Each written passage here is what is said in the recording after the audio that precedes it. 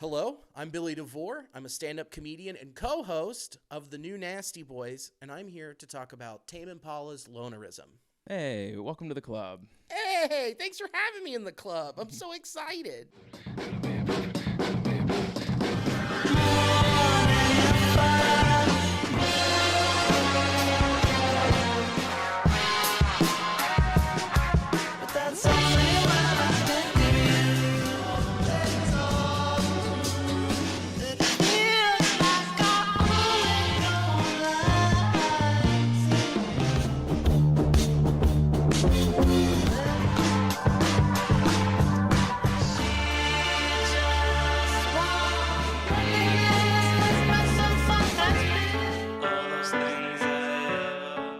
Welcome, everybody, to the Full Spin Club. My name is David Stewart. This is an online virtual album listening club because book clubs are lame and reading books takes time. This takes about an hour of our life.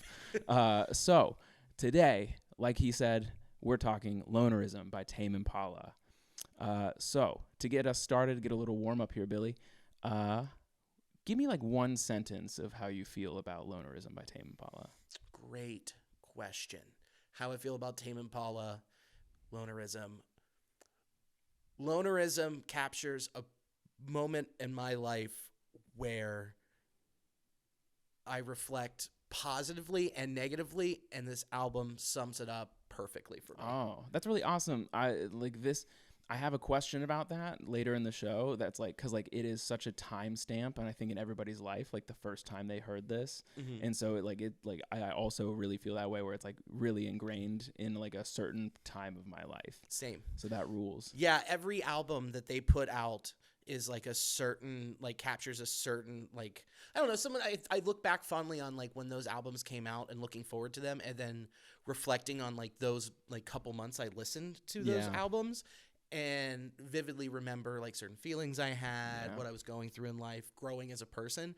And especially with this one was a big stamp for me. Yeah, that rules. I think, sensory memory is something I think about a lot. Like when you go to a place that you haven't been in a long time and the smell hits you and you're like, oh my gosh, like it just brings it all right back. Yeah. I have that with music too.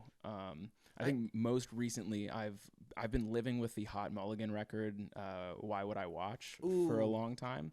Okay. And it's so good, and I have a strong feeling that like in 10 years I'm going to deeply remember the last 4 months of my life. Like whenever I come back to it, I'm like, oh shit, yeah, this was a massively influential record for me right now. Oh yeah, that's how I feel about like when I listen to a record and I feel that, I immediately go out and buy it on vinyl. Oh, okay. Because then I pull it and I put it on, and I'm not only am I listening to it, I'm also thinking about what I was going through in life at that time, who I was with, like what I was feeling, and all of this stuff. And so that sense of like nostalgia and like the stamp is such a perfect word to describe that feeling. Yeah, the timestamp it's awesome. Just boop. Yeah, and like sensory memory rules. Like because like I'm not really great at like just pulling memories out at random. I do need help. I need help. Like someone extract this from me, because my body's like, no, we don't need to remember that one. We leave that one alone. That's when you bought that record and then you pull it and you learn like, I went through a pretty bad breakup. I think I can trade this in. Yeah, I think I can get some store credit. Or if you're me and like sort of a sad masochist, you're like, let's feel this again.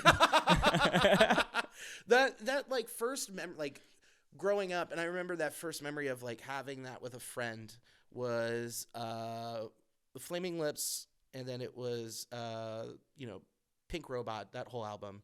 And I got really deep into it, and my buddy got in the car and I played it, and he went, "Can you turn this off?" I was like, "What's up?" Dude, people not meeting you where you're at when you're trying to introduce them to something fucking sucks. Well, it was more of like, I was like, why? He was like a musician in a bunch of bands in high school, and then like went to music school. And I was like, so it wasn't like he didn't like it for what it was. He was like, yeah, this helped me get through a breakup, and like I don't want to be back in that space. Okay, that's fair. And I was like, got it. This is the only CD I have in my car. You're stuck. You're stuck. So then I just put on 700 WLW, and I was like, listen to this talk. This is worse. This is so much worse. Huh? Do you think we can leverage this to go back to what I want to listen to? No? Okay. That's funny. Yeah. All right. That's passable, because like I have very deeply been like look at this record. This sees me. And then like someone's like, I don't like it. I'm like, fuck. God damn it. Yeah. Because it's just another way to express who you are as a person. Yeah. You know. So it is such a bummer when someone's like, I really hate this. I hate this so much. My favorite vile reaction to anything I ever showed somebody was I was the first season of I Think You Should Leave. Oh, yeah. And my buddy came over, who I've known since I was like 5 years old. We played baseball together and all this stuff. And I started playing it. And we got through the first episode. We're about halfway through the second. He pulls out his phone and he's like going through. I'm like, what's up, dude? He goes, oh, I'm calling an Uber to leave. I was like, what? He's like, I fucking hate this. Oh, my God. I hate this so much. And I was like, I can put on anything else. And he was like, cool, great. Thanks. That's crazy. Insane. I'm howling. Alicia's howling. And my buddy's like, I despise every second of this. Although, in a way, I appreciate his boundary setting. I would have just suffered. Like, as a people pleaser, I'm like, yeah. Okay, this is fine. Yeah, but I appreciate his ability to go for what he wants, which is to fucking leave. Yeah, I was in the car last night with my friend, and she put on Taylor Swift, and that triggers me. I hate her so much, and I was just like, okay, we're going to be at the place in 6 minutes. We're good. We're good. Deep breaths. You can make it through a little bit of midnights. Sure. So, yeah. All right, I'm middle ground Swiftie, so like Okay. I neither despise nor like adore. Oh, that's a whole other podcast. It is. I can give you a TED Talk. I'm keeping it in the back of my mind next time I want to do a Taylor record. Yeah. Oh God. Don't put me through it. Don't put me through folklore where I'm like, this is a national song. This is not a Taylor Swift song. Greg Olson did it. Greg Olson did 1989 with me. Oh God. Oh, I bet Greg's a Taylor guy. No. Oh God. Same reason I put Zach Wyckoff through Deftones. Oh God. Yeah, that was so great. Oh man, something he would never listen to. Amazing. It was so good. But cool. Thank you for that fun intro section. For those that are just joining us for the first time, there are 3 main sections of this show. The first is called On a Pedestal, which is where we put 3 things up each that we loved about this record. The second is called On a Spit, which is where we come up with 3 roasts each for the record, and sometimes that's harder than other times. And the last one is On a Turntable, which is where we turn and sort of use the record as a backdrop to personal stories about ourselves, because I don't think comics get to talk about that kind of thing enough. Yeah, we never get to talk about ourselves enough. Well, I mean, at least not in a real way, like sure. like it's all hidden under layers of jokes, and of course. So it's just to be a little more authentic, and I like using music as like the conduit to share. Sure. So that's what I'm shooting for these days with the show. Love it. So cool. With that being said, there's also fun record scratch sections that I will put in there, like the Daily Double and Jeopardy. Yeah. Where I'll just be like, oop, record scratch, baby. Hey! Like, and then we'll hit into a mini game. I have 2 mini games. There's one that stands the test of time. It's called Hit or Full of Shit. Yeah. Which is where I take takes from the internet and my Instagram when I post ahead of time, and we decide whether it's like a good take or a bad take. So we say it's a hit or full of shit. Oh, love it. And then the second mini game will be a surprise. Ooh, I love surprises. Yeah. This is exciting. With all that being said, Billy, you ready to get into On a Pedestal? Dude, let's do it. All right. What's the first thing that you loved about this record? The overall cohesiveness, the same. It just flows so nicely together. Yeah. It never feels like there's a break or there's a tonal shift in the record, and the way that it carries you and tries to tell its story highlights for me. Okay, yeah. The whole thing about him being alone, being anxious, and carrying through, and him kind of trying to see a way through it when the sun's coming up at the end of the album, right, kind of gives you a resolution on how he's feeling and how he's growing as a person. Yeah, I agree. This record was really interesting because his first one was definitely about being alone and like, but like physically alone. Yes. And this one was a lot more socially alone because he's famous at this point. Yes. You know, he's doing festivals. Yeah. And so, or he was on tour with MGMT, and that was like when he was like, "Oh, I don't belong here." I don't wanna. Yeah, agreed. Yeah, it is really cohesive. It flows together really nicely. He's a smart guy. Yeah. Smart guy. So smart, so unbelievably talented. But it's also like this the shift from this album from Inner Speaker, where it felt like it was kind of all over the place and straight up psych rock. This is where it starts to shift, and it's like he's taking some chances, doing some weird looping, and then you go to Currents, and it's like that's how everyone knows him. Where it's like, there's that meme going around of him where it's just like Tame Impala before Currents, where it's just like hippie, long hair, smoking weed, and then it's like Tame Impala after Currents. It was just like a mom's drinking wine and sitting there. It's like, okay, this is like a nice bridge between those two worlds, and you can start to see the shift. But yeah, Currents, he definitely this was the first record where he got into pop elements. Yes, and then Currents is where he just like dove in the pool. Yeah, because it starts with oh man, why am I blanking right now? The first track on Currents is just a crazy psych, kind of the crazy prog guitar part going into the synths, and then he's just like, fuck it, we're doing all synths after this. Yeah, and there's none in this record. Oh, there's synths in this record. Sorry, sorry, but it's not as prevalent. It's not at the forefront, right? It's where Currents was. He really mashed a lot of shit together. Yes. And like that actually brings me to my first one. Okay. Which is Apocalypse Dream. Yeah. That is one of my highlights from this record because of that moment where everything comes crashing together. It gets really, really dissonant for like a solid minute. Yes. Really chaotic, really dissonant, and there's a really poignant rest. And then yeah. And like that rips. It's so good. I get really specific with things that I like. Yeah. Like in like that rest is like the most important rest on this record. Yes. And it, like for a time I used to make like these really ridiculous playlists that were like centered around one of those really minute details in a song.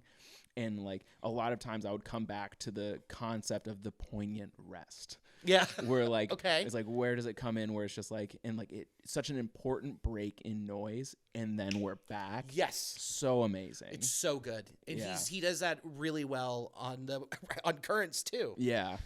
Yeah. Even in Let It Happen, which is the song you were talking about. Yeah. There's a moment where there's a really poignant rest. And it's like, yeah. It rips. So good. And yeah, the reason it like connected to what you were saying, where it, like, or what we were talking about before, where it was like, there's a lot of synths, there's a lot of guitar still, there's bass.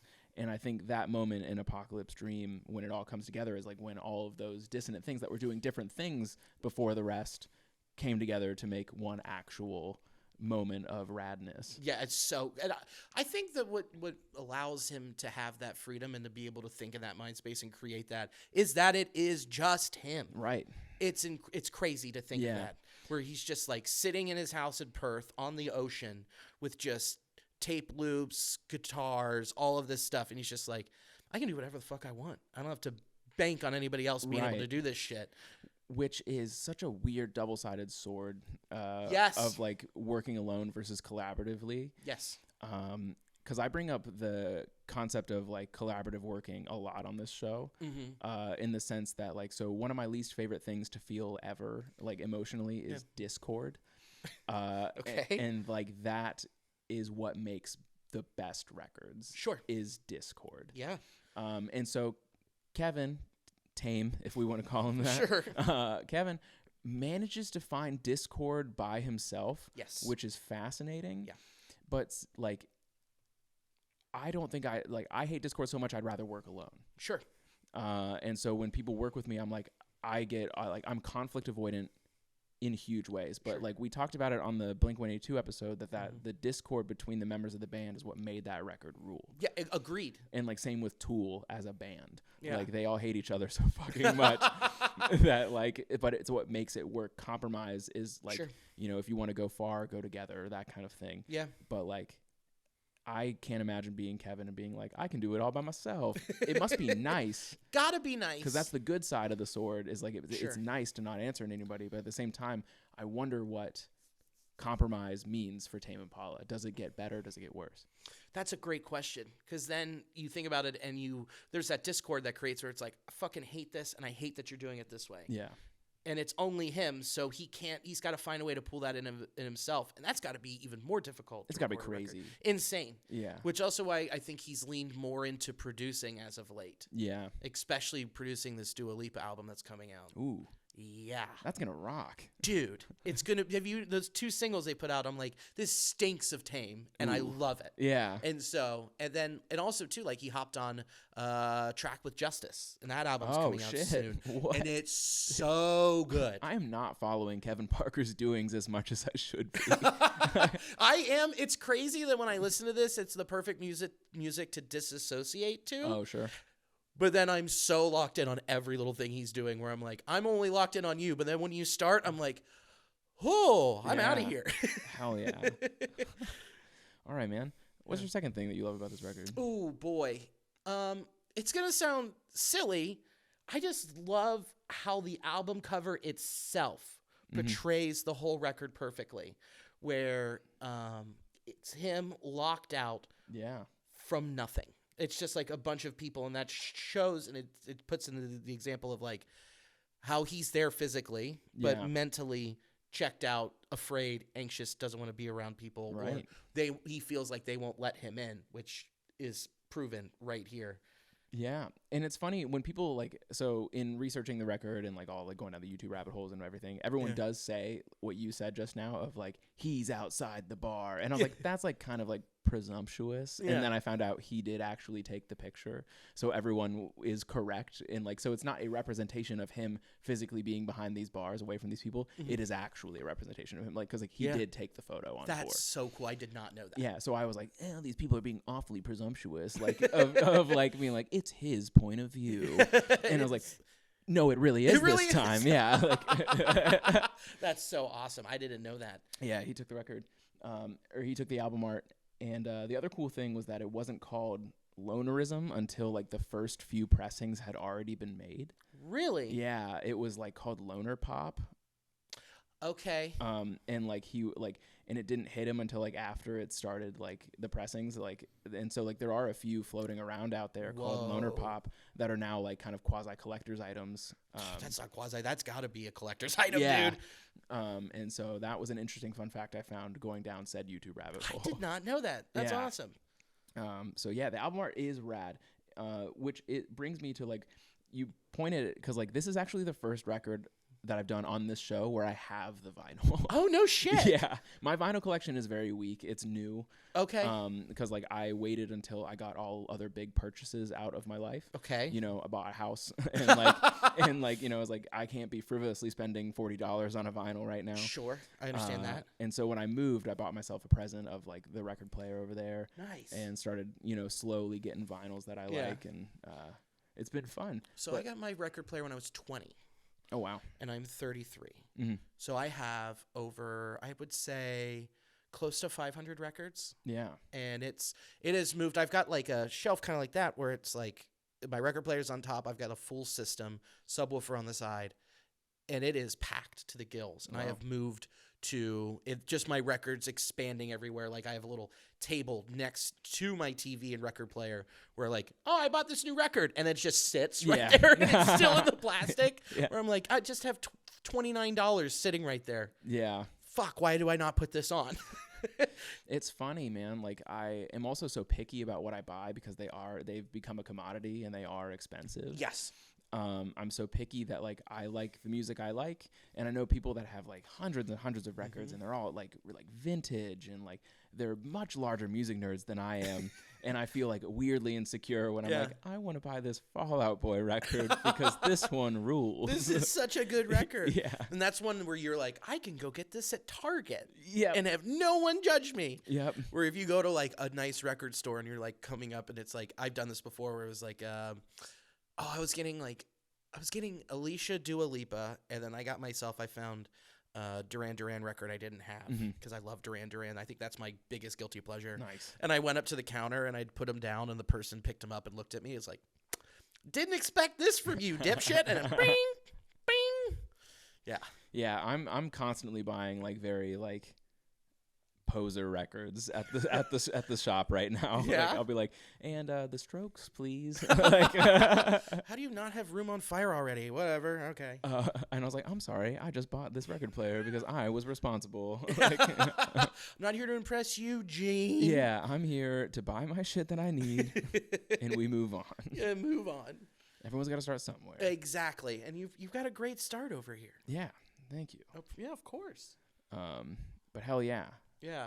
All right, my second thing. Yes. My favorite song off this record, hands down, is Elephant, which is a very basic pick. I'm gonna have to agree with you on that. It's a very basic pick because it is like the lead single. Yeah, exactly. But like, it's so good. So when you heard do you remember when you heard it? Like the first time you heard that song? I do, and that is a question that I have, or it's an answer to a question that I have later. Okay. I do remember exactly where I was when I heard it. Okay. So the reason I like it so much is because like I'm a huge fan of garage rock in general, Yes. and this is like his absolute garage rock, Yes. homage. Big Ripper. Yeah, and so like it rules. Yes. That chunky bass line is horny. Yes, the bass line. That's my next note. Is most specifically the bass line. It rules because like I played bass, on and off throughout like high school and whatnot, and so like I'm always drawn to like fun bass lines. Yes. And this one rocks so hard. It's so good. Yeah. And then when he hits the hi-hat too. Yeah. On the drums. I was like, when those two mesh perfectly together, it's just fireworks in my dome. Yeah, like it's just so good. Ugh. I can just hear it. I can. It's so weird. Like when I think of Elephant, it's almost like I could see the sounds on it. Yeah, it's a weird way to describe that. Yeah, man, it's great because like even during the guitar solo, I'm locked in on the bass. Yes, same. And the bass line doesn't change that much because it's the guitar solo, right? They're not trying to he's not trying to overpower himself in either round, but like that like steady groove just keeps me locked right in. Same. And it rules. That song rocks so hard. It's almost like you can hear the trunk hitting the ground, Yeah. or just the stomping of the elephant. Yeah, which actually, it brings me to our first mini game here. We're gonna hit a record scratch right now. We're gonna jump into Hitter Full of Shit. Oh no, I love it. We're gonna jump into Hitter Full of Shit, and we're gonna start with the one that brings me to this. It is not necessarily. It's two takes, and I'm gonna have you pick the one. Okay. It's two takes for the price of one right now. Ooh, BOGO. So you got to pick one. Okay. Elephant is about boastful people from the perspective of the loner introvert, or it is about how awkward the loner feels when placed in social situations. Ooh. I'd say the second one. Yeah?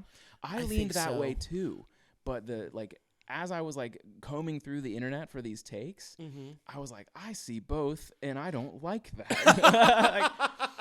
I don't like how they're both pretty on the head. Yeah, because how annoying are boastful people when you're not? Correct, and it's a vibe killer. Yeah, they come like a bull in a china shop, coming in and destroying the vibe and making it all about themselves. And it is a good reflection on how that feels. Yeah, when you're kind of like a meek dude, or even like with me, I might be loud, outgoing, all of this stuff, but still inside I feel that way. Yeah, I just don't present it, and it's like, especially when I first listened to this record, I was like, how the fuck did he get in my head? Yeah, it is really weird. Like, if anyone who deals with introversion, it's almost weird to be like, oh shit, someone does feel this way. Like, I'm not alone, which is a lovely feeling. But at the same time, it does take a little bit of away of the uniqueness that you feel sometimes. Your ego's like, all right, fine, I'm not special. Great, I'm not special. He put exactly what I feel into words, and yes, I do look like Maddie Matheson. Thanks.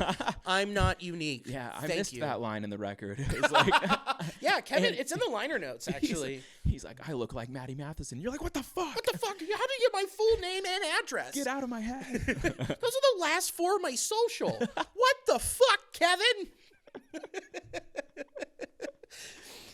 All right, yeah. So I lean towards the second one as well. It's it's for when the introvert chooses to not be as introverted and how awkward they feel. Like, and like someone grabs his trunk and like he cries the whole way home because of how bad he felt for like stepping out of his comfort zone. Yeah. It was like that totally tracks. Yes, of course. And taking a risk and it failing. Yeah, woof.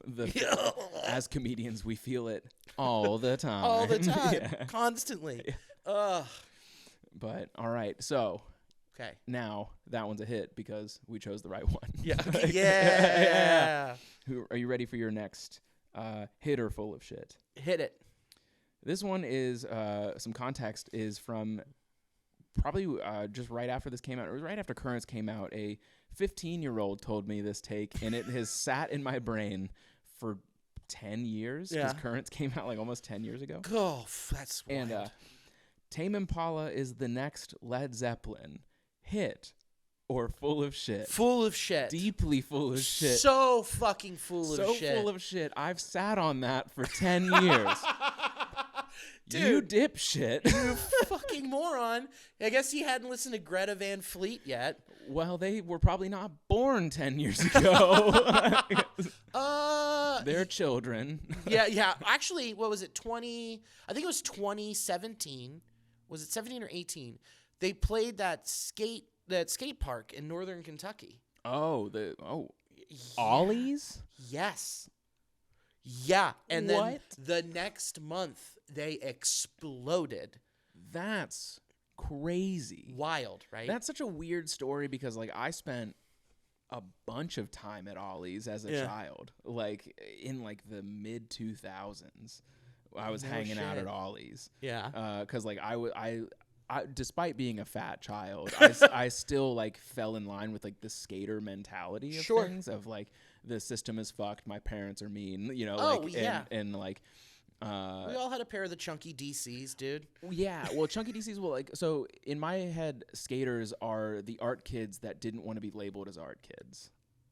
That's an excellent take. Yeah, like that's perfect. Skater are like the creative types that didn't want to be lumped in with like the weird people who draw. Yeah, and they're like the canvas is a park. Dude. Yeah, the canvas is where I choose to skate. Yeah. The canvas is my grind. Yeah, and so that's so weird that they played Ollie's. That's crazy, right? It's nuts. And I fucking hate Greta Van Fleet so goddamn much. I also despise them. I hate them because they were asked, you know, I think it was after the second album came out. They're like, so how are you? And so you're clearly influenced by Led Zeppelin. And the kid cut him off and he was like, no, we're not.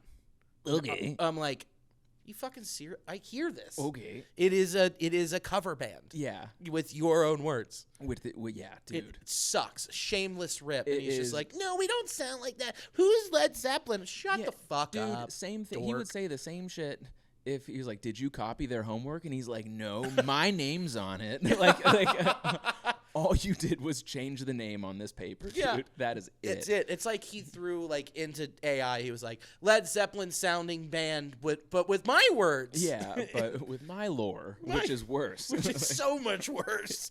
I want to hear shit about dragons and hobbits, not whatever you're singing about. Yeah, the ice realm. All right, fuck off. Yeah, chode.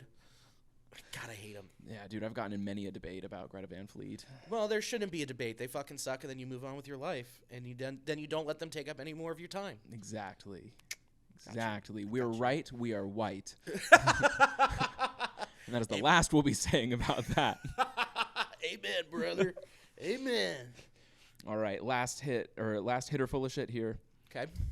Tame Impala is just the Beatles covering Korn. Fuck no. That is shit. All right. Oh my God. Now hear me out. Okay, I'll give you this. This take came from an Instagram reel I saw one day where a very creative creator, and like I'll see if I can find it and I'll cut it in if I can. Yeah. But a very like interesting creator came up with this March Madness style bracket and was pinning bands against each other. Sure. And he pinned Beatles and Korn versus each other.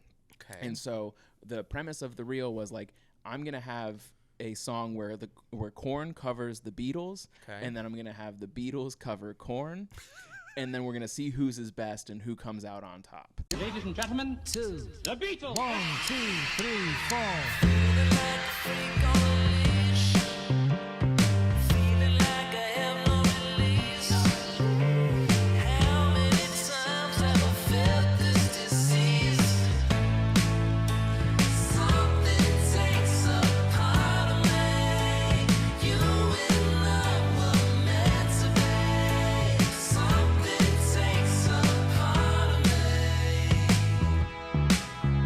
Okay. And I was listening to it, and the top comment on that video was like, after hearing the Beatles cover Korn, that's just Tame Impala. Okay. And it was true.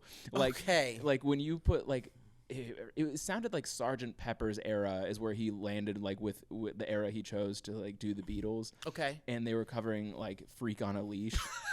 And like That's awesome. yeah, and it was just like very transcendental, but Freak on a Leash. Sure. And I was like, this guy might have a point. Okay, I'll have to hear it, but that's crazy. Yeah. I would never put those two together in the same room. Right.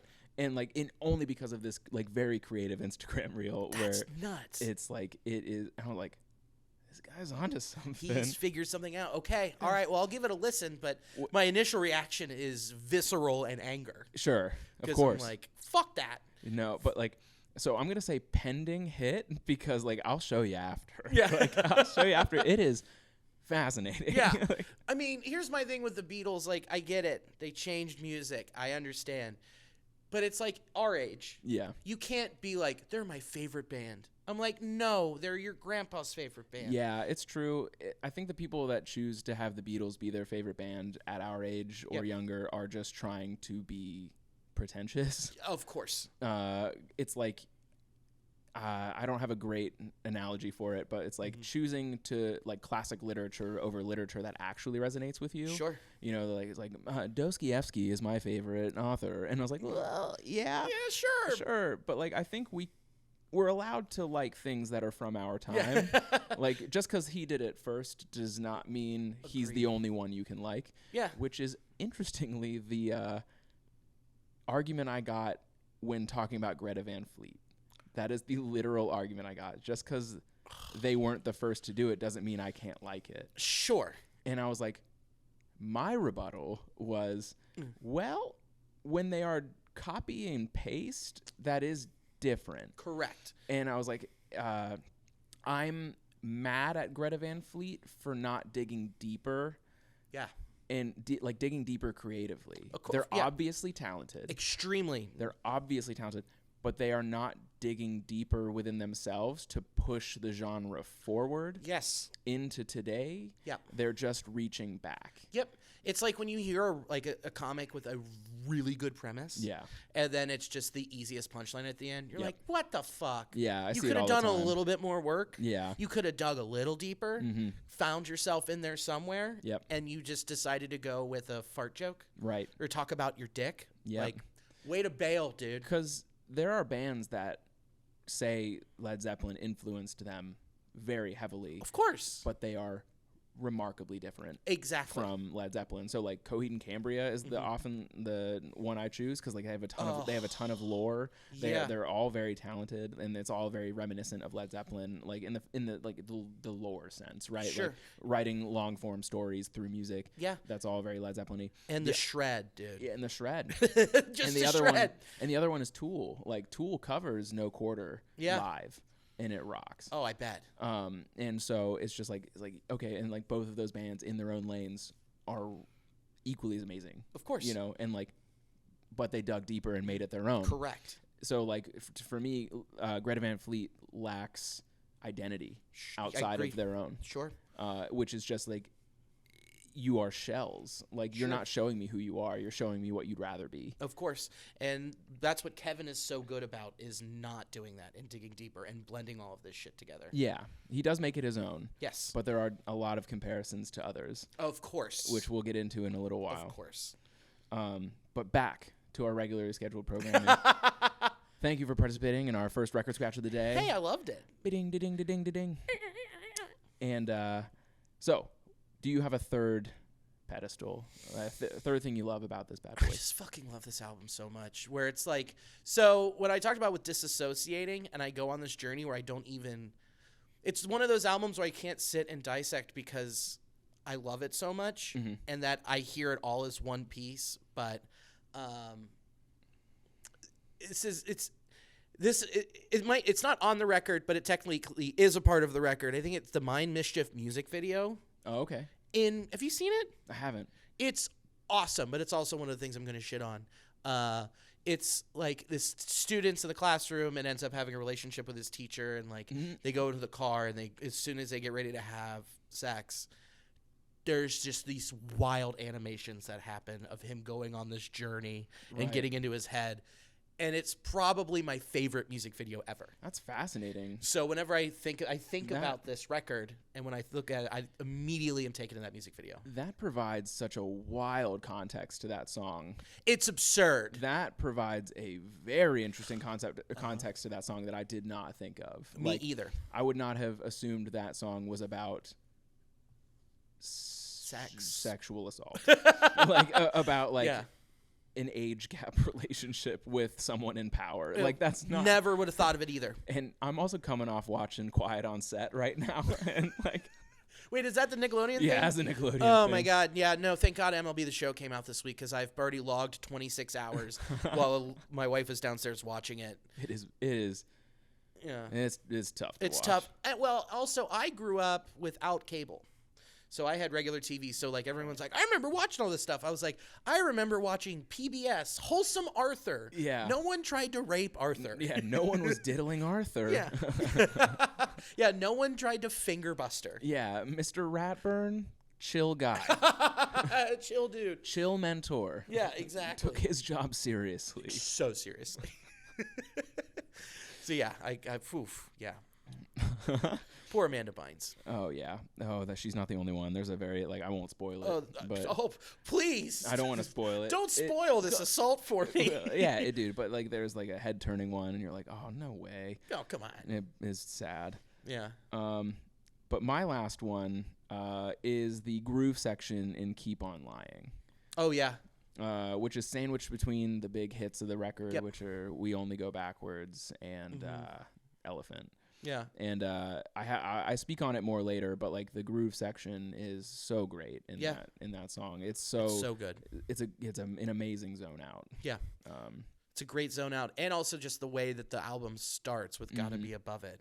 Yeah. And the way the "Gotta Be Above It," and then like the way that that's when it draws you in, and then the boing. It's like, oh, cool. Now we're on a journey. Yeah. Grooves often fascinate me, like, because so one of the things, as an anxious person, like, which I typically am, one of the things I lack generally is trust. And so in the creative realm, when you're in the middle of a groove, I don't trust myself to stop at the right time, or to start at the right time, or to, like, like, this is too long, this is too short. My brain is just going. Sure. And I think the amazing thing about grooves is that there is no right or wrong answer. You just do it until it feels best. Sure. And I think that's so cool of Kevin Parker to be able to be like, this feels right. Yeah. And like just the utter trust within himself to do the thing in the moment. And sure, he can question himself after. Sure. But like in the moment, he's like, this feels right. This feels right. And that's so great that you said, like, he can question it. No one's going to stop him from doing whatever he wants to do. Yeah. And what's so nice is then he presents this to the touring band and goes, this is how we play all of this. Don't fuck it up. Yeah, don't put your own spin on this shit. Don't step on my shit. Don't fuck me. He's all quiet and weird. And he's like, all right, let's have a great show. Let's have a great show. Okay, guys. Chop, chop. Cool. Now you've heard me. You've heard me. Great. All right, let's go down this K-hole. All right, Billy. We loved it. We loved the record. My favorite. And now it's time to roast this bad boy. We're here with On a Spit now. Yeah. Give me your first roast of this record. His album's called Lonerism because he chooses to be alone. Yeah. That's all on him. It's your choice, my guy. Yeah, you can work on yourself and fix this. Yep. You chose to record this alone. Yep. You choose to be alone. I have no penny for you. Right. It is self-indulgent on a high level. Of course. And that was like one of the things I thought about but wasn't able to like craft a good roast of. So thank you for bringing that up. Of course. But yeah, it is self-indulgent on like a high level. Yes. Because like there are pieces of art I've seen that are incredibly self-indulgent on the granular level, aka The Wall by Pink Floyd. It's so fucking self-indulgent. It's crazy. You should listen to the final cut. Oh God. He gets way in. I love that record, and I love Roger Waters, and I love Pink Floyd, but the final cut I think is severely underrated in the grand scope of their discography. But that one is king of self-indulgence. Yeah, dude. Actually, I think he might have just toppled it over when he re-recorded Dark Side just by himself. Oh, dude. It's so self-indulgent. Dude, when I saw him in 22, he opened with his recut of Comfortably Numb. And I'm like, bro, you took out the best parts of this song. Yeah, dude, what'd you do to my boy? My boy, Yeah. you ripped out his heart, his soul. You left him with no eyes. It's like that South Park bit where they're like, they're watching the new like Indiana Jones. Yeah. And it's like just George Lucas and Steven Spielberg raping Indy for 2 hours. Exactly. What are you doing to him? What are you doing to my boy? Yeah. That's the same way I felt when I saw it. I was like, this is like the cool part where like there's a shred here. Oh, you got rid of it. You slowed the song down and made it dull as fuck. Yeah, you made it worse. Yeah. But yeah, man, that's a good call out of Kevin Parker. It's like, this is your fault. You know that, right? Yeah. You can work on yourself and be better. Yeah. Nah, I'm just gonna make really cool music though. Yeah, and maybe he has over the years. He for sure. Because this is also a snapshot of his life at the time. Bingo. So we'll see. Because you feel like you see the growth in, especially with Currents too. Yeah. Where he starts getting outside of his shell and admitting his mistakes, and he's actually going out there taking chances and doing it. Yeah. So well, Currents was fascinating because it is a breakup album from the perspective of the breakupper. Yeah. Which is fascinating. You typically just hear like the victim side of things as opposed to the person who did it. Right. Which is fascinating. And like it means he did get out of his shell and he's like talk about things from his own perspective. Yeah, and so like, he grew. He grew. He met a lady, ruined her life. Yeah. Because I'm a man. As we all do. Yeah, of course. Oh God, yeah. Especially with because I'm a man. That song on Currents, especially like, yeah, dude, I fucked up because I have a dick. Yeah. Whoops. My bad. Yeah. And did you Haim covered? Because I'm a man. Haim? Haim, yeah. Sorry, Haim, Haim. Yeah. The lady trio that I love. Trio, the, yeah. the Jewish lady trio. That isn't Boy Genius. Oh yeah, yeah. These ones don't make out on stage together. Nah, fine. I know. Well, they're sisters. It'd be weird. Fine. Whatever. Yeah. Oh my God. God, just tore Mississippi. That's actually like, yeah. I think yours is a good lead into my first roast. I said, we're lucky Kevin Parker is actually talented, because if he weren't able to effectively express himself of these feelings, he'd be on a very dangerous forum somewhere. Dude, he'd be like, I started 8chan. Yeah, he's like, yeah. So he just got ever closer to the incel line without ever actually approaching it. Yeah. And like that was the vibe I was going for with this roast. I was like, we're lucky you're talented and self-reflective. Yeah. Because if you weren't, this would be worse. This would be way worse. Yeah, this would be worrying. Yeah. Like, I'm alone and women are bad. Like, they're stinky and weird. yeah. So instead, he's like, no, I'm a loner, and it is kind of my fault. And I'm like, we're safe. Okay, we're good. Yeah. It's not like there's a track on here that says, ain't nobody gone done fuck me. Yeah. And you're like, oh, great. It's women's fault that I'm a virgin. Like so we're like, we could see the line on this record, but we weren't close. No. He's not like going around like, I hate March. And you're like, why? Women. Yeah, women. Women. Because women owe me sex. They are indebted to my hog. I bought them dinner.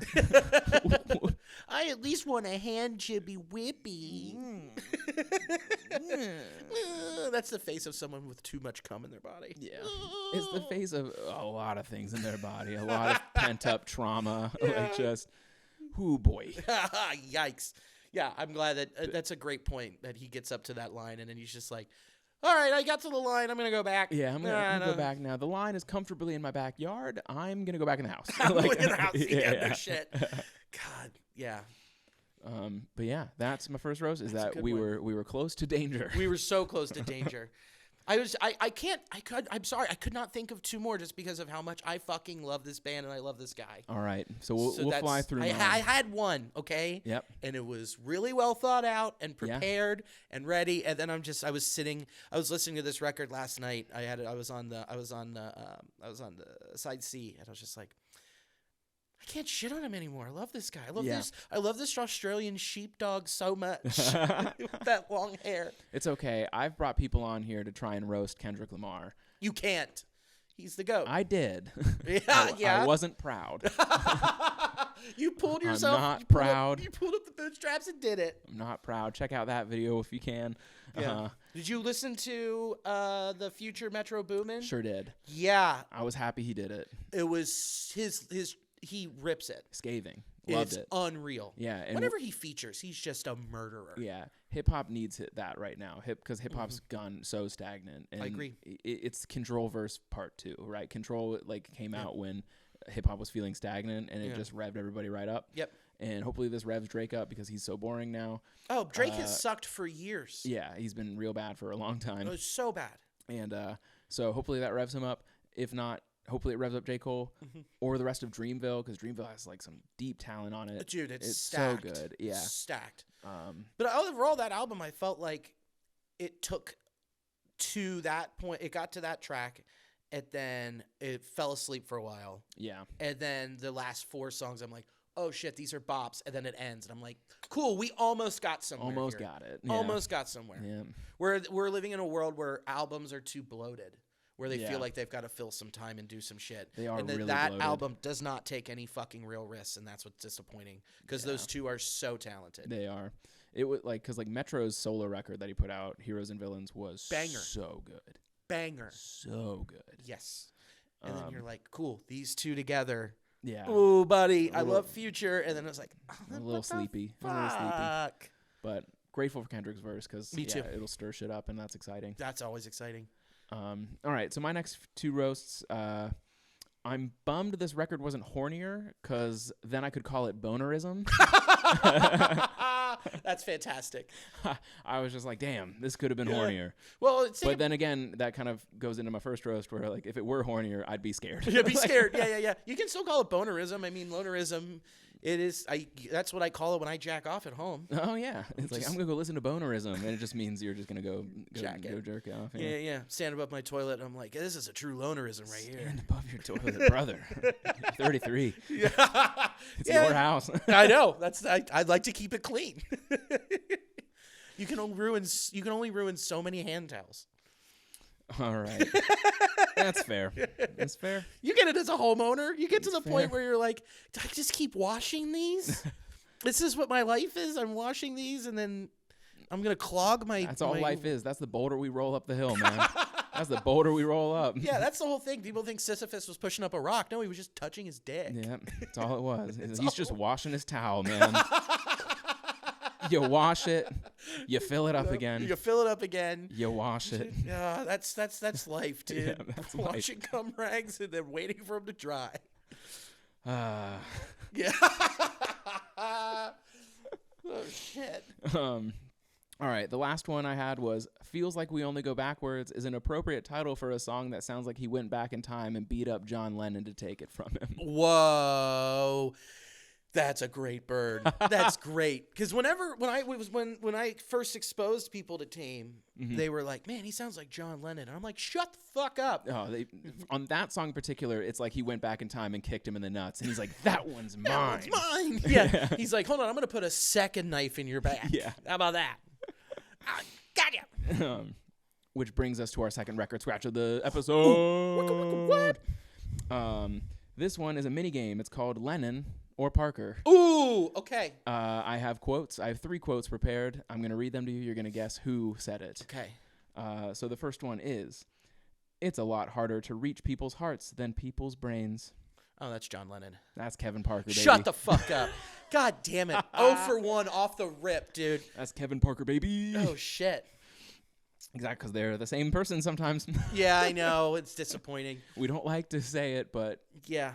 it's a thing. Well, here's the thing. Kevin's never going to have a Yoko because he can't break up with himself. Yeah, because he's such a loner. He's such a loner, dude.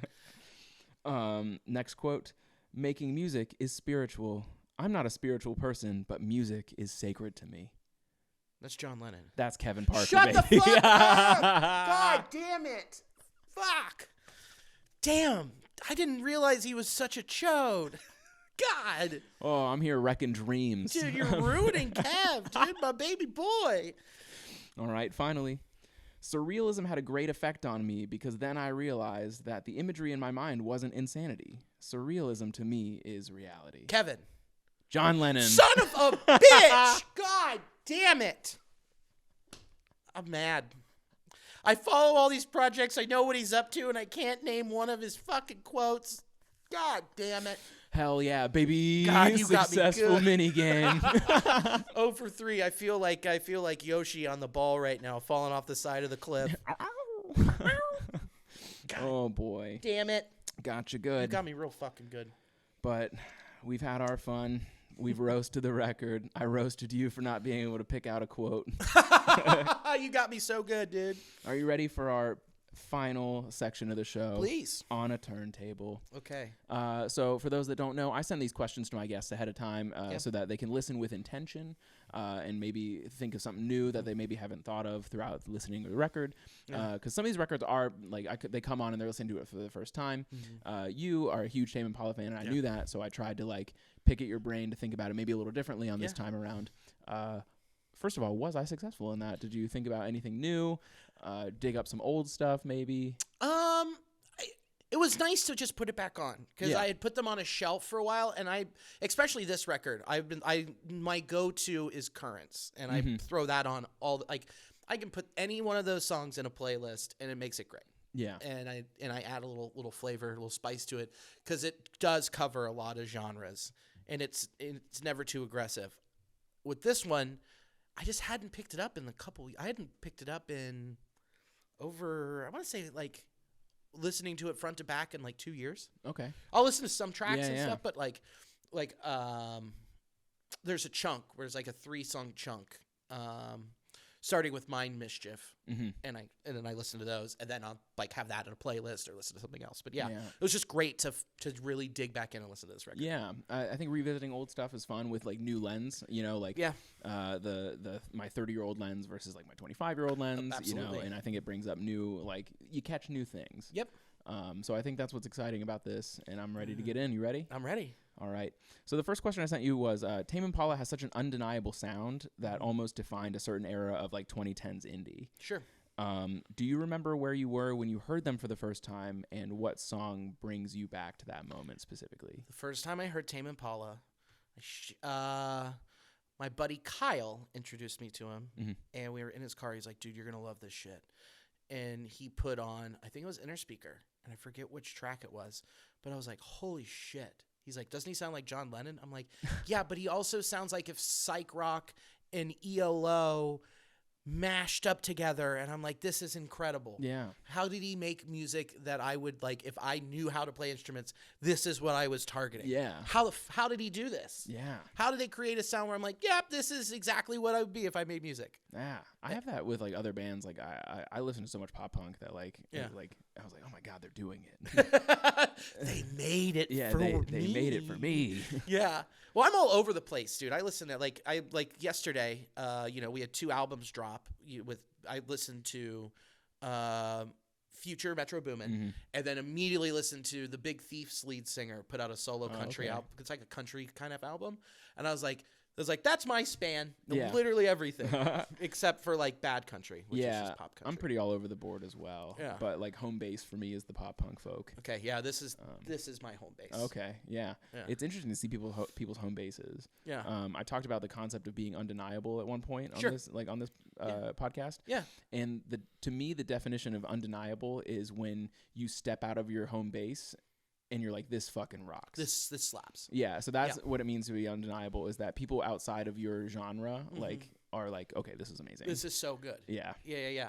Like for me, like I'm not a big hardcore guy, but I guess that a lot of people don't consider them as hardcore anymore because the fan base shifted or whatever. Like the first time I listened to Glow Up by Turnstile. Oh, Go On. Yeah, that album rocks. Fuck. It's so good. And I was like, this is not my normal shit. And I'm like, this has got me out of my comfort zone. And I saw him in 2022, and I was like, incredible. Yeah, I saw them open for My Chemical Romance. Oh shit! Oh, at Heritage. Yeah. I saw them is not their scene. I would have rather seen them at like in a small club. Yeah. And just been pushing someone over. Oh, dude, I saw him in Seattle at Day In Day Out Fest. Oh, nice. And it's a small festival. Oh, okay. It was tiny. It was like at the park where the Space Needle is. Okay. And it was one of the smaller festivals I've been to. Did you go to Homecoming in 2018? No, I'm actually not a concert guy. Shut the fuck Yeah, up. I'm not a concert You guy. want to sit with your headphones and jack off and be alone. Not Got it. jack off. But I don't like sharing. Okay. And it takes me a lot to get out of my shell. I have to like Interesting. really, really like them. And then when I do, it'll be like a balcony seat where like I'm away from What was the fray. last show you went to? Pup. Oh, Bogart's? Yep. Did you go sit in the balcony? Sure too? did. not the balcony, but like because it wasn't open, but they had the risers with the table. Oh, yeah. Yeah. So I bought a riser seat, and I was like, all right, I'm here you with go. my earplugs, and Wow. yeah. That's crazy. I get it. That's not a lot. I love going to shows. So. Yeah. See, it blows people's minds when I'm not a concert guy, but Yeah. I was like, I understand. am scared to be let down by their live performance a lot. Where Okay. like if I love their records so much and like the live doesn't live up to what they've produced on the record, I'm like, Yeah. that's sad. Oh, I know. I've been there, pal. I've been there. But yeah. It's funny when you. Go ahead. Sorry, I was like, I think that's coming up later. Yeah. The when you first heard Elephant. Yep. That's actually coming up right now. Perfect. So my answer to the question of do you remember where you were when you heard them for the first time? And the answer is yes. I was in my car living in LA and they played over the radio. Shit. Because LA radio rocks. Sure. LA radio is so good. Because they actually play new shit. That's crazy. And because like it's like actually the scene there. Mm-hmm. You know, like living in Ohio now, you just get LA radio a year removed. Like they are on it. yeah. Because like that's their job is to break artists because all the records are in town, Right. Like all the record labels are like telling radios to play it, and you know, and that's how it disseminates over the country. Sure. And the crazy thing was I was like, who the fuck is this? Because like I had missed the song announcement. It just ended, and I was like, what the fuck is this song? Yeah. And I spent a week of my life trying to find this motherfucking song. I could not find it anywhere. Yeah. My roommate and I at the time used to play this game where he was a barista and he was not really knowledgeable on music. And he would come home and be like, I heard this song today. And he would like crawl through an explanation of what this song was. That's brutal. And we'd play the game of like, can David guess what this song is? And we were successful more times than not. And could you keep your patience? Yes, because I loved the game. Sure, Like, okay. Like I loved the game. I was like, like what could he possibly be saying? But I didn't have anyone to do that with, like for myself. And I was like, and finally I was like just combing through the charts. I was like looking on like the fucking station website for like, of like, what did you fucking play? Yeah. And like, oh my God, it took me forever. And then I finally heard it again somewhere else. And I was like, Shazam! Like, Shazam! I was like, I need this song. and it was Elephant by Tame Impala. And it was like, from then on we were in. Wow. Yeah. So like, I remember the parking lot I was in, it was like, it was like a gas station, or it was either a gas station or the laundromat.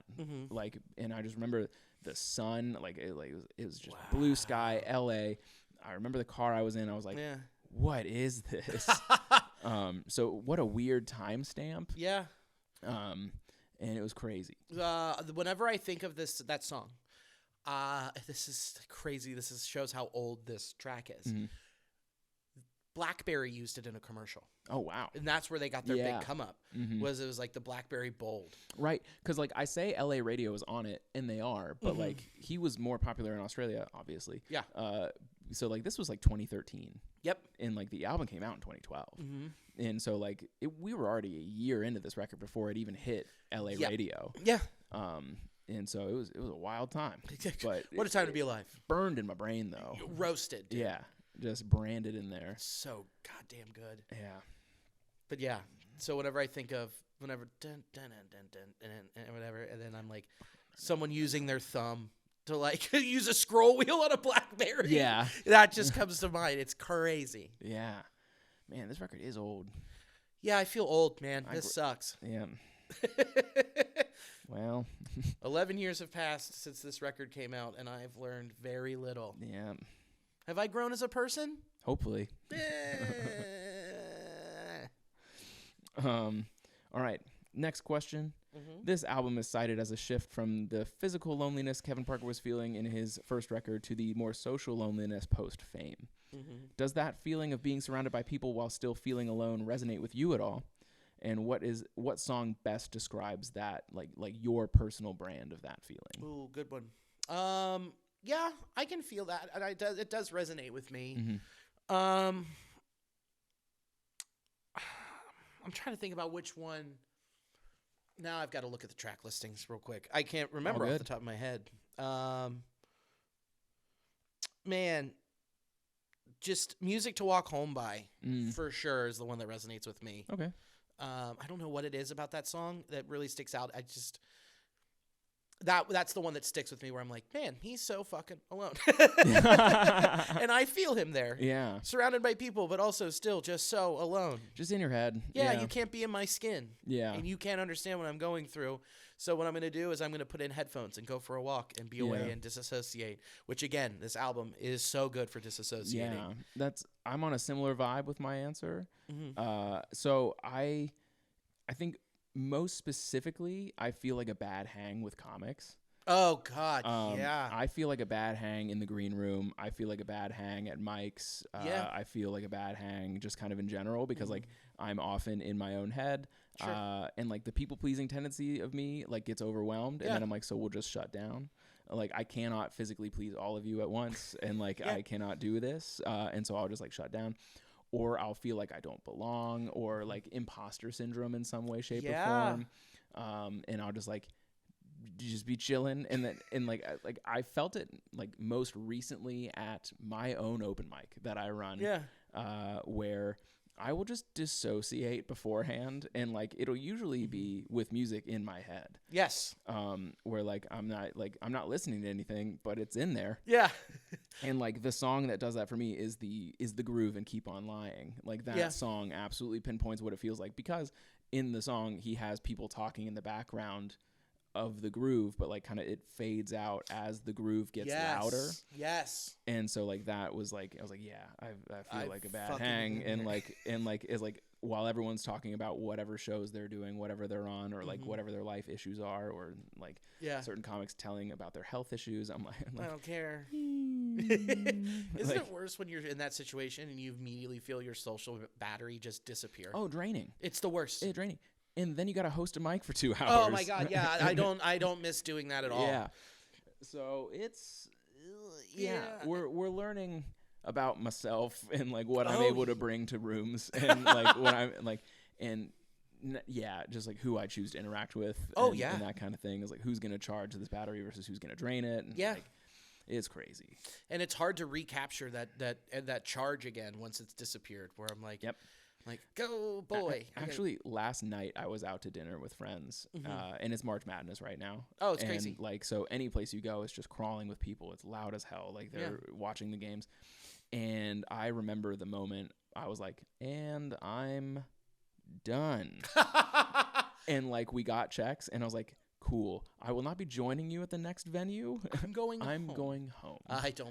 And I was so proud of myself for doing that, because I usually just muscle through. Sure. And I'm like, no, I'm choosing to go home. Yep. And it was beautiful. Oh yeah, I just slept.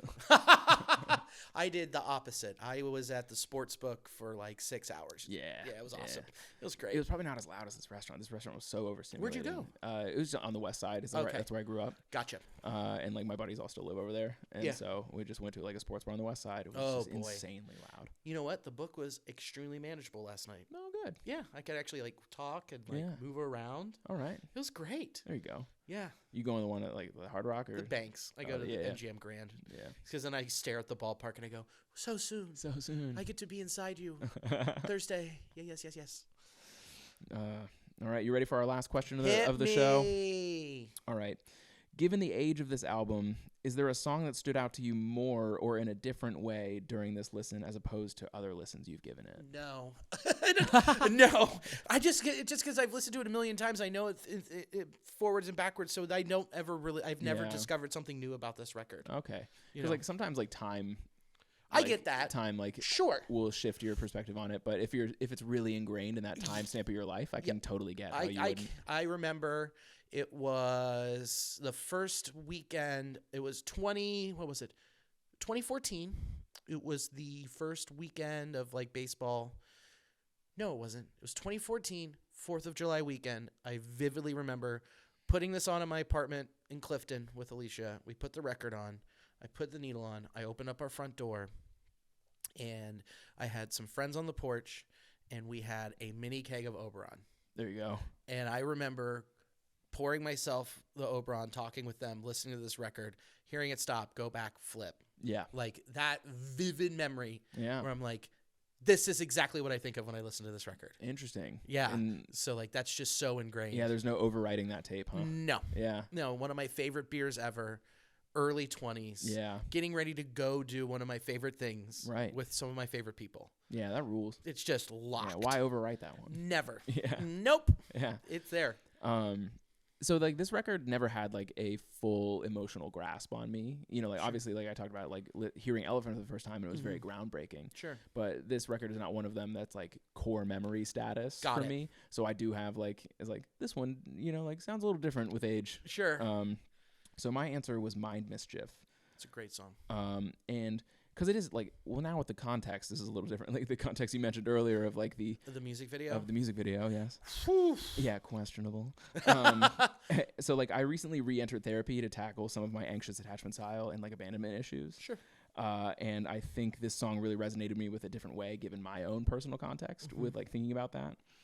And it's like sort of an uneven commitment in that song. Like, and I was like, I find myself in those relationships all the time. Of like where I'm overgiving or like overdoing it, just to be like, please don't leave. Yeah, I can't handle this alone. Yeah, like please don't leave. I will do whatever it takes, even if it means sacrificing myself. Yeah, of course. And yeah, I think Mind Mischief like has a lot of those themes in it. Like she remembers my name, like you know, just the breadcrumbs. You know, like surviving off of breadcrumbs when you could thrive anywhere else. Yeah. And so I was like, this resonates differently. Help. Been there, bud. Yeah. But yeah, so I was like, oh, cool. The simulation is simulating. So like all these things you notice because your context has changed. Fuck. God damn it. Another layer. Yeah. Son of a bitch. These bastards. This is like, so I love going to concerts. I love going to shows. I love seeing, I love seeing if they sound just as good live or if I'm going to be disappointed. Yeah. This is the golden goose. This is the one that has always slipped and gotten away. I have tried to see Tame Impala twice. Oh, wow. In 2015, they were here for Bunbury. They go on stage, and it starts to fucking rain. Oh, no. Pour. I'm on Molly, so that was awesome. Yeah. So, like, I felt each little raindrop, and I was like, this rain is causing me to orgasm. Ooh, I'm going to have to Lonerism. Yeah. And the Kevin was just like, fuck it. And they went out and they played, and what was so cool is the techs are all in lab coats that are embroidered like Tame Impala on the back and shit. And they're playing. I forget what they opened with. I think it was "Let It Happen," and then the techs came out and Kevin's like, "All right, we need new synths." Because they got rained on so fucking hard that they swapped out. They had to bring out 4 different synths at one point. Oh my gosh! And they're getting ready to play Elephant, and the tech comes out, and he goes, "No, we're out. We're done. We're out of synths." He points at the rain, and Kevin goes, "One more," and they go, "Fine." He goes, "All right, this is going to be our last song. I'm so sorry, but here's the deal. If I get electrocuted, you all do too, and we all die together. Let's go!" And I was like, "Yeah, this is incredible. Drugs are cool." And then it stops, and they only got to play 5 songs. Then last year, they were touring their new record, and they were in Columbus at that outdoor venue, the indoor-outdoor venue. I forget exactly what it's called. It used to be called Promo West, but it's called Live, so whatever. Kemba Live or some shit. Yeah. Well, they didn't tell us when you bought the ticket.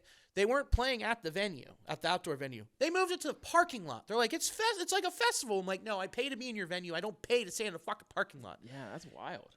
We got there 3 hours early, and there was a line of people wrapping around. They oversold the show. Oh, no. Going up, and you had to cross over an exit ramp to the highway to go back around and all this shit. Oh, my God. Standing in line waiting, and I shit you not, the line's starting to get ready to move, and then it starts pouring rain. Buckets. Standing there. My shoes are soaked. I thought I got Alicia like one of those little zip anoraks. I was like, oh, they're weatherproof. Well, not when it's like gallons of fucking rain. Right. They're stuck to your arm and then it's hanging down. Oh my God. And just looking like loose skin. And we're like, we don't want to get out of line. The line is so long. Right. It's like 1,000 people long. They're fitting in this parking lot. So we're like, all right, we're going to go sit in the car. Take a minute. We'll lose our spot. Whatever. We look at the radar, dude, and it wasn't going to stop raining. Oh, no. And it gets worse. Those motherfuckers didn't cancel the show. Oh, my God. They made those people stand in line. Yo. They didn't play until 10:30, 10:45 Ew. at night. Yes, it gets worse. Dude, you wonder why I'm not a show person? I get it. That's like a lot being like live sports. I know you're a huge guy, like huge live sports guy. Yeah. Fuck that. I'm watching at home. Well, dude, it gets worse. At 11 o'clock, there is a sound ordinance. Oh my God. So they got 30 minutes? No. They looked at me and they're like, you're going to play for 30 minutes. And he goes, and Kevin went, I'm going to play my full set. These people deserve this, and you're paying the fine. It was like $5,000 for every minute you go over the ordinance. They had to pay over six figures to the city of Columbus. Jesus Christ. Yeah, selfish fucks. That's crazy. The venue should have canceled, given everybody refunds. Absolutely. And instead, they were like, this is the biggest event we have here. Sorry. And then Kevin's like, no, fuck you. Yeah, that's If you're going to make me play, I'm playing the whole thing. That's wild. So, yeah, every time I've tried to see my favorite fucking band, Yeah. the rain has been like, fuck Billy. Yeah. No. Specifically Billy. Specifically Billy, the guy from the liner notes where I stole his identity because Kevin put in his social. Yes. Fuck that guy. So Fuck they're my carrot at the end of the stick. Yeah, dude. they're your white whale. Dude, and I can't. Oh man! So when they tour again, I told Alicia, I was like, we'll go anywhere that's close. My only rule is the place has to have a roof. Yeah, it's got to be indoors. No way it's getting rained out. Yeah. Oh man, that's crazy. That sucks. Yeah, it sucks a lot. Yeah. And oh my gosh. Yeah, it's a bummer. I'm a home person. I That's know. all that did was solidify that for me. You're like, yeah, no, I'm fucking staying home. Yeah, I'm gonna be a home guy. Yeah. I'm gonna chill here. Yep. Because, yeah, rain can't get in here unless you have a real problem. Yep. Which remains to be seen. Hey, give it time. Yep, give it time. Give it time. But hell yeah, Billy, thanks for coming on the show. Thanks for having me. Thanks for letting me tell my little story there. Absolutely. And talking about my favorite band. Yeah, man. You got anything coming up you want to plug? Yeah. May 25th, I will be headlining Commonwealth Sanctuary. Ayo. And it might be something more than just me headlining. Ooh. Who knows? Spicy. Who knows? I might be recording my next album there. Okay. That could be a definite possibility. That rocks, man. Fuck yeah. Congratulations. Thanks, dude. I'm excited. Hell yeah. And I'll actually put this one out on vinyl. Oh, all right. I was going to do that with my last one, but then the pandemic happened. And I was like, when are we going to tour? I'm not going to spend a shit ton of money to press this record. Yeah. And then have them sitting in my house and not being able to go anywhere. Yeah. So this one I'm going to do that. Fuck yeah, man. That rocks. Thanks, well, dude. Head on out to Commonwealth Sanctuary. They're one of the fresh new clubs in town, and they're really great. So give that a go. Give Billy's shit a listen wherever you can find it. And the New Nasty Boys, yeah, wherever the you New find Nasty Boys. podcasts. It's not just about baseball. It's so fun because it's me and Chris Weir, another stand-up comic, where we bullshit for a little bit and we talk about the funny shit that happens in baseball. All right. Nationally. Like, I don't know. I can't wait to talk about Epe and all the shit with Shohei. Yeah. It's crazy. Oh, I'm excited. I'm pumped. But cool, man. Hell yeah. If you like the episode, like, comment, subscribe, do all that stuff. It really helps the algorithm. Likes are crazy.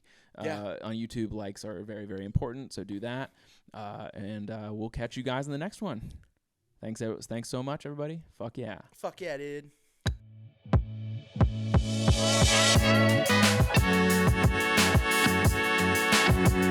Thank